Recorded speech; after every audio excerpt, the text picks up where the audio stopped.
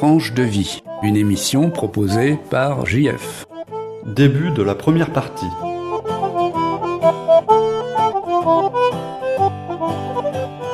Et pour un russe et en avant deux.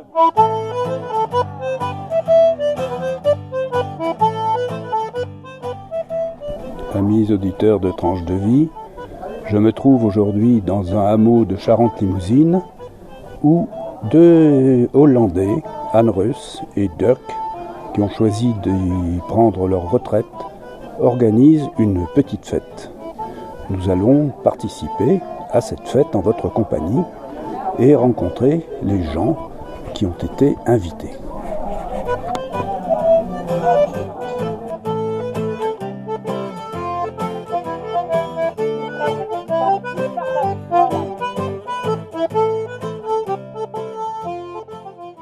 Alors, qui sont les gens que tu as invités ? C'est nos voisins, nos amis, et oui, c'est tout. Je vais aller à la rencontre de des invités, et puis je reviendrai vers toi un petit peu plus tard pour te demander des détails sur ta vie ici. Merci Anne Rus. Voici un des invités d'Anne Rus. Il s'agit d'un de mes voisins qui s'appelle Jean-Marie. Jean-Marie, tu t'es installé ici dans ce village de Charente-Limousine pour prendre ta retraite. Est-ce que tu es originaire du pays ? On va dire à moitié. D'abord, je suis charentais, mais surtout mon père et mon grand-père sont originaires de Rouzède, donc de Haute-Charente, Charente-Limousine. Est-ce que tu peux dire à nos auditeurs de Radio Libre en Périgord comment tu as rencontré Anne Rus et Dirk, ce couple de Hollandais qui nous reçoit aujourd'hui? Eh bien, ma foi, autour des tables, autour des repas qui se font quelque part dans les villages, dans les hameaux. Et puis, ma foi, on a sympathisé parce que, bon, voilà. Alors, autour des tables, autour des fêtes, autour des repas, ça veut dire que vous vivez là dans une région conviviale où les petites fêtes locales maintiennent le lien ? Oui, je le crois. Moi, j'étais au début conseiller municipal et participais presque obligatoirement, on va dire, aux repas et autres fêtes aux alentours. Et il y avait réciprocité obligatoire aussi avec les communes. Et donc, ça permet d'abord de connaître les gens, la preuve. Et puis, en plus, ça permet aussi d'évacuer, de passer des bons moments quand même ensemble. Je sais que tu es retraité. Est-ce que je peux te demander quel était ton ancien métier ? J'étais enseignant, j'étais prof dans un lycée technique. Et qu'est-ce que tu bois là ? Alors il paraît que c'est de la bave de cagouille, je ne sais pas avec quoi c'est fait, mais c'est, je penserais... Précise à nos auditeurs ce que c'est que la cagouille. Alors la cagouille, pour un Charentais, on ne traduit pas, mais on dit aussi l'humain ou on dit aussi un escargot, quoi, tout simplement. D'accord. Merci Jean-Marie, à bientôt. Et doucement sur la bave de cagouille. Ah, bien sûr. Alors je suis maintenant en présence de Dirk, le patron de cette fête, avec Anne Rus. Dirk, pourquoi est-ce que tu as organisé cette fête dans ce bel endroit ? Parce que nous avons, comment on le dit, on veut voir tous nos amis de temps en temps assemblés, avec de nourriture, de quelque chose à boire, des souris et des musiques plus tard, j'espère, parce qu'il y a des musiciens. Très bien. Et est-ce que tu te plais ici, dans cette vieille maison que tu es en train de retaper depuis des années ? Oui, nous sommes très, très, très contents de vivre ici, d'avoir la possibilité de construire une maison à notre goût. Merci Dirk, à bientôt. Et ne bois pas trop, hein. Non. Pour une radio du Périgord. si, vous allez nous dire quelques mots. Rien à dire, Si, rien à dire. René Pluyot, il faut parler. Venez, venez. Vu mon âge, bon, maintenant, Je précise pour nos auditeurs que René Pluyot a été le maire du village Oui. pendant 25 ans. Vous diriez 42, vous tomberez dans le sujet. Plus de 25 ans? 42 ans. 42 ans. René, comment allez-vous? Il y a un moment que je ne vous ai pas vu. Comment vous portez-vous en ce moment? Pas trop mal pour l'instant. Et on peut vous demander votre âge, puisque c'est moins indiscret que de demander aux dames. Non. Alors, avec plaisir, 88 ans. Très bien. Et toutes mes dents. Vous les portez très bien. Vous les portez très bien. À bientôt, René. À bientôt. À bientôt,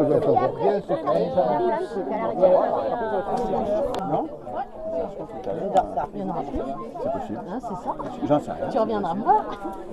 Je vois un monsieur qui présente là encore une autre spécialité charentaise. Monsieur, qu'est-ce que vous proposez aux invités de cette fête? Alors, je propose un petit melon charentais relativement frais, qui va aller avec, c'est pas la boisson qui va clairement l'accompagner, mais on va commencer par le melon. Normalement, qu'est-ce qu'on boit avec le melon? Alors, on boit du pinot, bien sûr. Oui, est-ce que vous pouvez rappeler à nos auditeurs ce que c'est que le pinot? Non, j'ai un peu de mal. Je suis éleveur laitier. La viticulture n'est pas mon domaine, mais il me semble qu'il nous faut de l'eau de vie. Et puis, quel type de vin? Aidez-moi un peu. Du vin doux ou du jus de raisin, non? Du jus de raisin non fermenté? Peut-être, oui, peut-être. En tout cas, c'est très bon et ça coule très bien. Est-ce qu'il y a des amateurs pour votre melon? Oui, je pense qu'il y a beaucoup d'amateurs. Je vais continuer mon service, finalement. Je suis quand même à même d'organiser, finalement, Attendez, la dégustation. Ne partez pas tout de suite. Vous êtes éleveur dans la région depuis combien de temps? Je ne voudrais pas me vieillir depuis bientôt 30 ans. Très bien. Vous avez commencé ici, votre carrière d'éleveur? Oui, enfin sur la commune de Cherf-Châtelaire. Très bien. Merci beaucoup. Je vous laisse faire votre service vers la jeune fille de la maison. À bientôt. Ça va bien, vous allez dire quelques mots pour Radio Libre en Périgord, pour une émission qui s'appelle Tranche de vie. Très bien.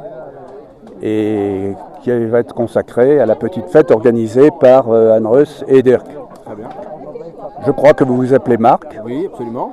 Et Marc, qu'est-ce que vous faites dans la région? Est-ce que vous vivez dans la région? Alors oui, je vis dans la région. Cette région donc, est le centre du monde civilisé et connu, dont l'épicentre se trouve précisément à Cherf-Châtelaire, le hameau de la Pouverrie, où j'ai la chance de vivre. Et donc ce centre du monde, autour duquel toute la civilisation gravite, est le plus bel endroit de la Terre, tout simplement. Je suis ravi de pouvoir le faire partager à vos auditeurs aujourd'hui.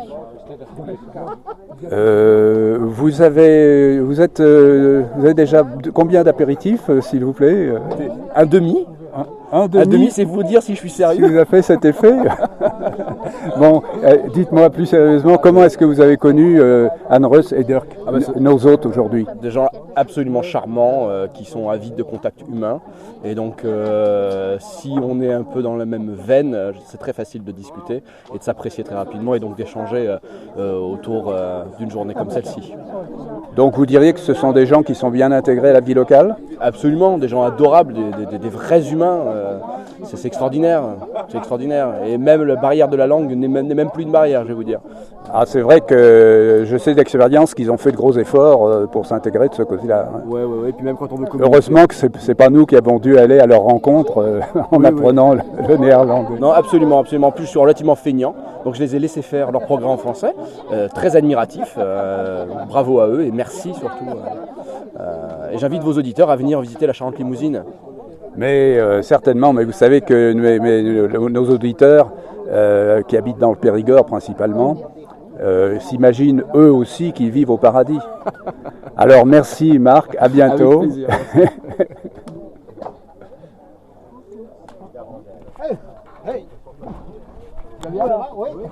Si. Je poursuis en ce moment une dame qui s'appelle Françoise et qui va vous dire quelques mots, va vous expliquer. Son mari qui distribuait du melon tout à l'heure nous a volontiers parlé, donc elle, il n'y a pas de raison qu'elle ne nous dise pas non plus dans quelles circonstances, comment elle a fait pour connaître Dirk et Anne-Reuss et ce qu'elle fait dans la région. Alors, j'ai connu... Bonjour Françoise. Alors, que faites-vous dans la région et comment avez-vous connu Anne-Reuss et Dirk? Alors, je suis exploitante agricole sur la commune de Mouzon, petit village des Bouages. Juste au-dessus de chez Ladra. Et Anne-Reuss et Dirk, je les ai connus au repas communal. C'était très très bien. On a partagé un bon moment de convivialité. On s'est présenté. On a parlé de nos parents un peu communs, de nos racines, plutôt du côté de mon mari. Et puis voilà, ça s'est enchaîné. Puis c'est quelqu'un de formidable, donc ils sont formidables tous les deux. Donc vous dites de votre mari parce que votre mari est d'origine hollandaise aussi? Voilà, tout à fait. Donc son père était hollandais, donc du coup ça a créé un lien comme ça. Donc on a pu parler un peu de là-bas, de la région, des traditions. Puis nous, notre famille qui est encore là-bas, donc voilà, ça nous a rapprochés. Alors vous avez parlé du repas communal, qui a été l'occasion pour vous de rencontrer Anne-Reuss et Dirk. Est-ce que ça veut dire que ce repas, c'est une occasion de socialisation et une occasion de maintenir le lien social dans cette communauté rurale? Alors là, tout à fait. Tout à fait. Le repas communal, c'est fait pour ça. C'est fait pour partager des bons moments, pour se connaître mutuellement, pour connaître les petits villages aux alentours, pour connaître tous les villages qu'on ne connaît pas, les gens, leurs particularités, les choses qu'ils créent aussi, parce que par exemple ils peuvent créer des choses qu'on ne sait pas, donc à la rigueur c'est intéressant. Et puis partager des moments tout simples, d'amitié, de partage, de discours comme on fait, voilà. Je voudrais préciser à nos auditeurs que le village dans lequel se trouve le hameau, où vivent Dirk et Anne-Reuss, a à l'heure actuelle à peu près entre 130 et 150 habitants. Et qu'il en avait 600 au début du XXe siècle. Merci beaucoup Françoise. Merci. Et bonne fête. Toi aussi. Merci. Si, je suis sûr que vous avez quelque chose à dire. Bonjour mesdames. Il y a deux dames que j'interromps dans leur conversation. Là. Il y en a une qui n'a pas l'air d'être très contente. Mais tant pis, elles vont dire quand même quelque chose pour les auditeurs de Charente, de Radio Libre en Périgord. Ces représentantes de la Charente Limousine vont dire quelques mots à nos auditeurs. Bonjour madame. Bonjour monsieur. Est-ce que vous pourriez me dire dans quelles circonstances vous avez connu Anne-Reuss et Dirk? Alors, j'étais sur un échafaudage et je faisais du jointage sur un mur. Et Angus s'est arrêté pour me demander ce que je faisais, comment je faisais et avec quoi je le faisais. À l'époque, elle ne parlait pas très bien français, donc je lui ai montré le sable, la quantité de sable, la quantité de chaux et la quantité de l'autre sable. Et voilà. Enfin, une personne qui n'a pas connu Anne-Reuss et Dirk autour d'un repas, devant des verres, comme pratiquement toutes les personnes me l'ont dit jusqu'à présent. Oui, c'est vrai. Et vous, madame, comment est-ce que vous êtes arrivée à connaître Anne-Reuss et Dirk? Aujourd'hui, je vais les connaître, puisque je ne les connaissais pas avant. D'accord. Et aujourd'hui, vous invitez? Et pour quelle raison? Parce que tu es la compagne de Marc. Je suis la compagne de Marc. Donc, vous êtes la compagne de Marc, et donc vous êtes la belle-fille en puissance de la dame qui vient de parler. Comme je vous le disais tout à l'heure, chers auditeurs, nous vivons dans un petit monde où tout le monde se connaît et tout le monde est très proche. Merci beaucoup, mesdames, et n'abusez pas des bonnes choses. Et vous demandez, madame, dans quelles circonstances vous avez fait la connaissance de Dirk et Anne-Reuss? J'ai connu Anne-Reuss et Dirk par l'intermédiaire d'un bal folk, parce que nous jouons dans le même groupe. Voilà. Ce groupe s'appelle comment? Les Vironnaires. Et vous y avez joué de quel instrument? Moi, je joue de l'accordéon et de l'harmonica. Mais vous chantez aussi, je crois. Oui, je chante, mais vous me connaissez alors. Mais bien sûr que je connais. Tout le monde se connaît ici. Alors, Est-ce que cette collaboration dans ce groupe de musique folk continue un petit peu? Oui, toujours, oui, c'est sympa, on aime bien. Ouais. Oui. Et vous avez un rayonnement qui va bien au-delà de la région? Oui, la dernière prestation, c'était à côté de Orthez, à Mourinx. Ah oui, en effet, c'est pas à la porte à côté. Hein. Est-ce que le gentil garçon là que je vois dans vos bras est votre petit-fils? Oui, c'est mon petit-fils, c'est le fils de mon fils. Il s'appelle Isaac. Très bien, bonjour Isaac. Il est trop petit. Madame, je vous souhaite un bon moment, une bonne fête. Merci. Je précise que je travaille pour une radio libre qui est établie dans le Périgord, qui s'appelle Radio Libre en Périgord. Très bien. Et sur laquelle vous pouvez aller en allant dans le site, sur le site Radio Libre en Périgord, au pluriel toutattaché.com. Très bien, merci. À bientôt, madame. À bientôt. Ni le chapeau dans la lurette, ni le chapeau penché. M'apporte la petite flûte par les barbares sur le tutu. M'apporte la petite flûte par les fanfares sur le tutu. Par les fanfares on la lurette, par les fanfares dansant. Par les fanfares on la lurette, par les fanfares dansant.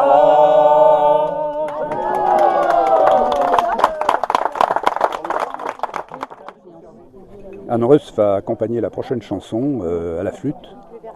Et ensuite, est-ce que tu vas nous jouer d'autres instruments, Anne Russ?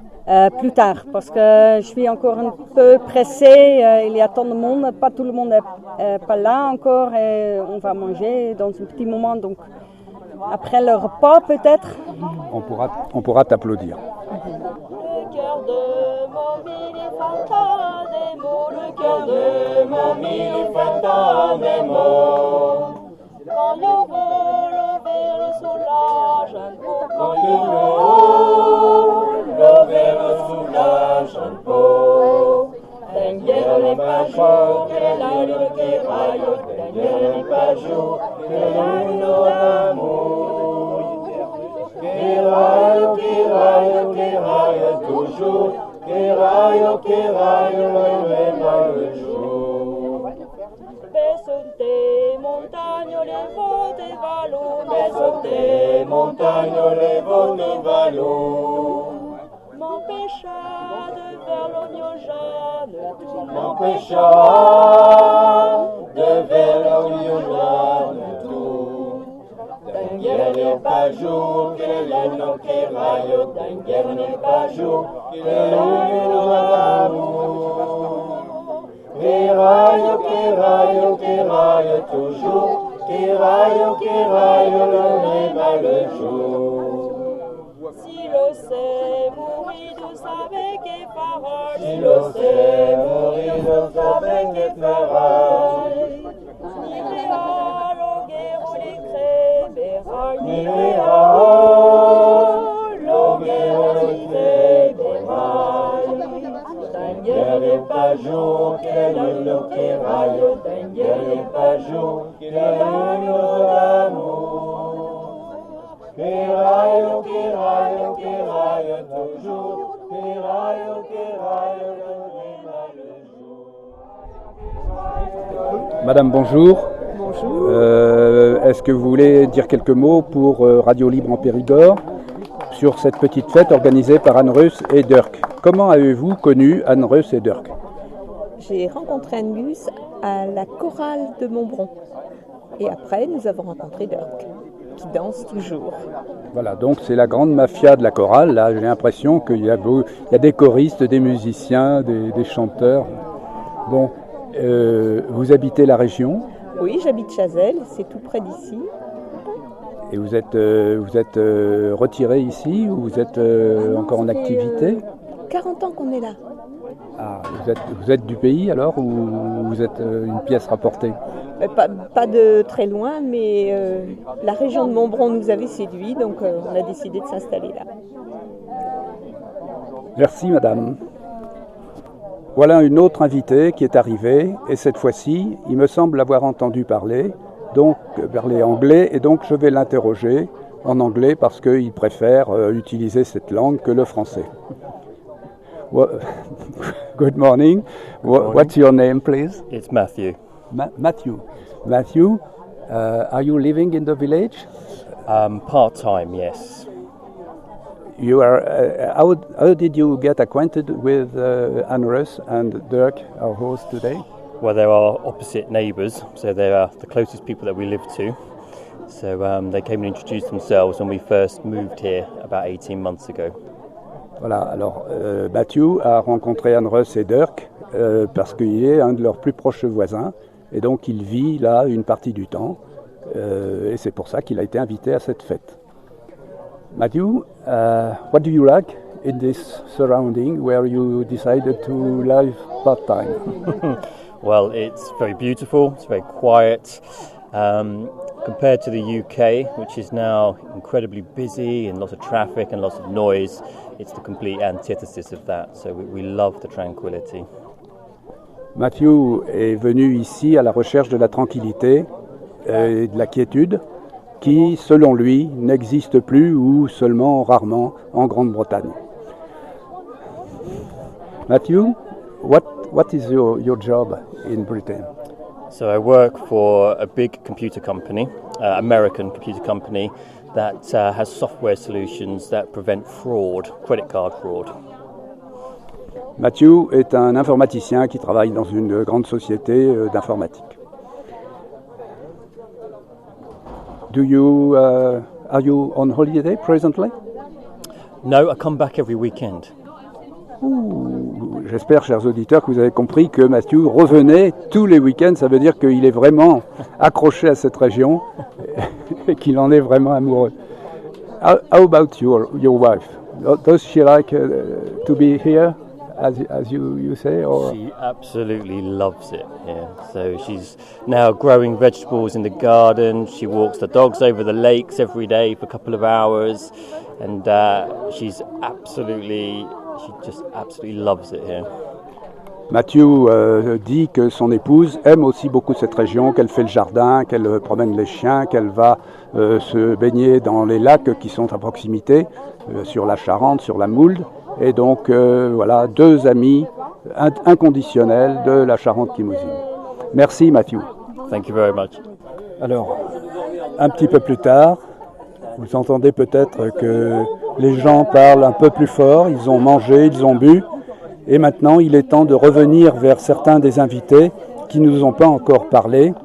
Et on m'a indiqué deux personnes qui, paraît-il, sont des expertes en simple, c'est-à-dire ces herbes que l'on cueille dans la nature ou que l'on fait pousser et qui sont très bonnes pour la santé ou pour assaisonner des plats. Madame, est-ce qu'on peut commencer par vous pour se nourrir Alors, est-ce que vous pouvez nous parler un petit peu de votre activité, de votre connaissance en simple? En fait, je me sers des simples comme nourriture, tout simplement, dans le jardin. Il y a plein de mois de mai, il y a plein de plantes sauvages qui poussent qu'on peut manger naturellement. Allez-y, donnez-nous quelques noms. L'amarante, l'épinard sauvage, les canopodes blancs, l'ortie, on trouve partout, qui est très bonne, plein de vitamine C, de fer, qui peut se manger même comme des épinards, légèrement cuits avec un petit oignon, puis 5 minutes, et voilà, on peut le manger comme des épinards, en gratin, comme on veut. Est-ce que c'est un goût qui vous est venu depuis longtemps, que vous avez appris de quelqu'un ou Oui, en fait, j'ai ma grand-mère paternelle qui soignait ses enfants avec des plantes, donc mon père m'en a parlé. Après, j'ai la sœur de mon père qui est suisse et qui a fait des stages aussi et qui connaît bien les plantes de par sa mère, qui m'a montré des plantes. Une amie qui fait aussi beaucoup de formations sur les plantes. J'ai fait des stages et tout ça. Est-ce que vous trouvez dans la région des plantes qui ont un intérêt particulier? Elles ont toutes un intérêt particulier, elles sont toutes très bonnes. Il n'y a pas de spécialité locale? Non, parce que l'ortie, l'amarante, les canopodes, on les trouve partout. Après, il y a le serpolet qui est un thym sauvage, où là on peut faire des tisanes contre le rhume. Voilà, après, il y a des endroits où on trouve avec des ours. Moi, j'en trouve pas chez moi, mais je sais qu'on en trouve dans ce coin-là, ici, là, autour de Chasseneuil, donc voilà. Et les plantes médicinales? Alors oui, je parlais du serpolet tout à l'heure, qui est plus médicinal. Après, l'ortie est médicinale aussi. Hein. L'ortie est médicinale, qu'est-ce qu'elle soigne? Alors l'ortie permet de couper les excès de règles trop abondantes pour les femmes, par exemple. C'est aussi ce qu'on appelle on dit que l'ortie c'est aussi un sang vert, c'est-à-dire qu'on peut faire des cures quand on manque de fer et de certaines vitamines avec de l'ortie, des jus d'ortie. Vous-même, vous soignez avec les simples régulièrement? Oui, je suis toujours avec le sureau. Alors en médicinal, il y a aussi le sureau, les fleurs de sureau. Quand on est enrhumé, on peut prendre des fleurs de sureau, du thym. Les fleurs de sureau, on la font couler le nez. Enfin, oui, ça permet de faire couler pas mal de mucosité. Il y a le plantain, je fais des sirops de plantain aussi. Il y a des mélanges aussi qui se font entre l'ortie, le plantain, le sureau. Et il y en a une troisième, le thym. Pour faire des tisanes. On vient vous consulter? Non, je suis pour moi, je ne fais pas de consultation. La famille. Vous distribuez vos sirops, vos onguents, vos plantes à la famille? Non, je fais pour moi, pour ma famille, oui, on se soigne comme ça. Voilà. Après les amis, je leur dis tiens, dans ton jardin, il y a un truc qui pousse qui peut être intéressant.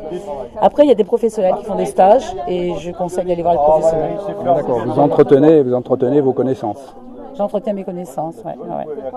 Est-ce que vous pouvez nous dire dans quelles conditions, dans quelles circonstances vous avez fait la connaissance de Anne Russ et de Dirk? Par la danse traditionnelle. Puisque Anne Russ fait de la cornemuse dans le groupe des Véronnaires où je fais de la danse, voilà. Et après, moi, je l'ai fait venir dans une chorale, donc apprendre à chanter aussi ensemble au sein d'un chœur. Alors vous voyez, chers auditeurs, que nous sommes dans un monde très fermé qui est celui des danseurs, des chanteurs, des instrumentistes et également des utilisateurs et des connaisseurs en plantes utiles. Merci madame. Madame, bonjour. Est-ce que je peux vous demander votre nom? Cécile Chambon.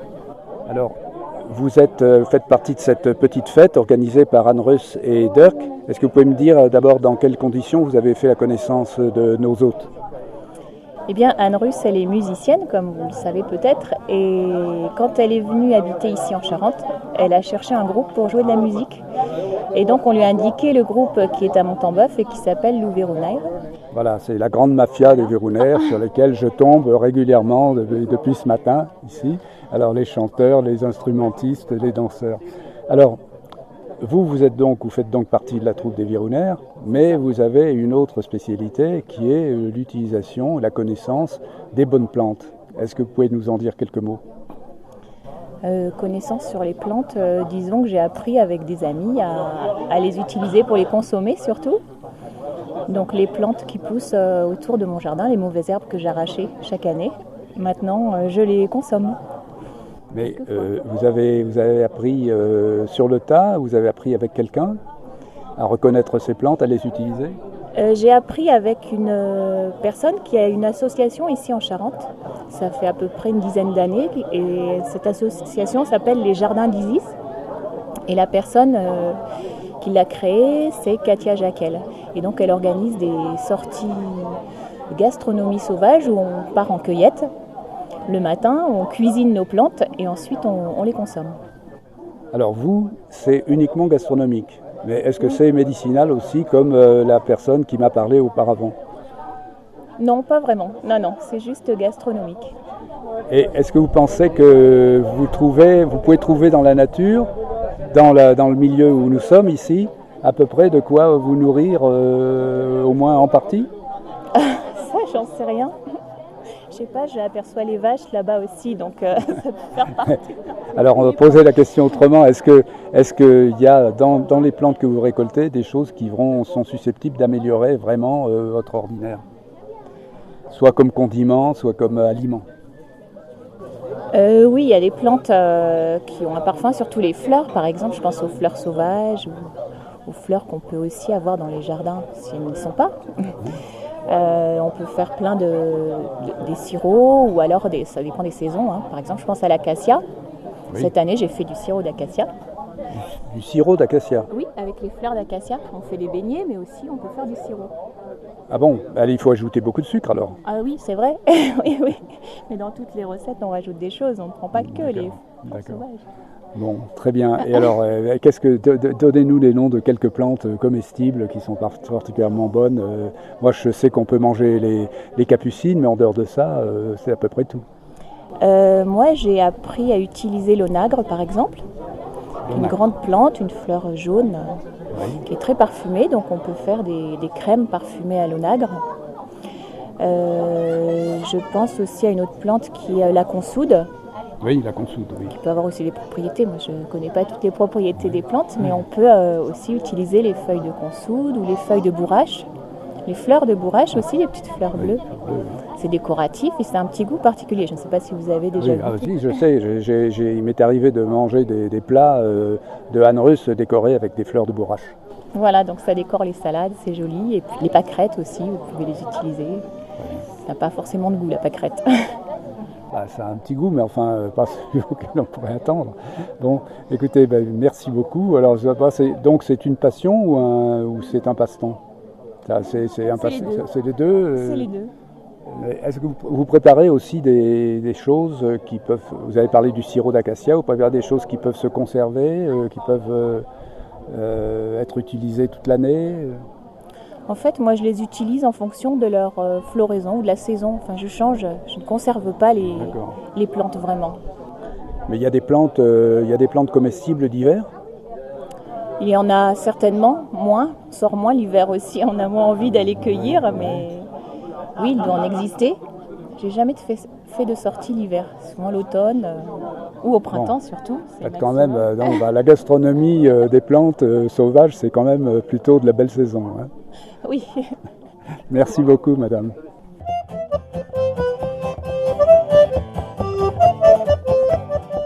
C'était Tranche de vie, une émission proposée par Jean-François. Fin de la première partie.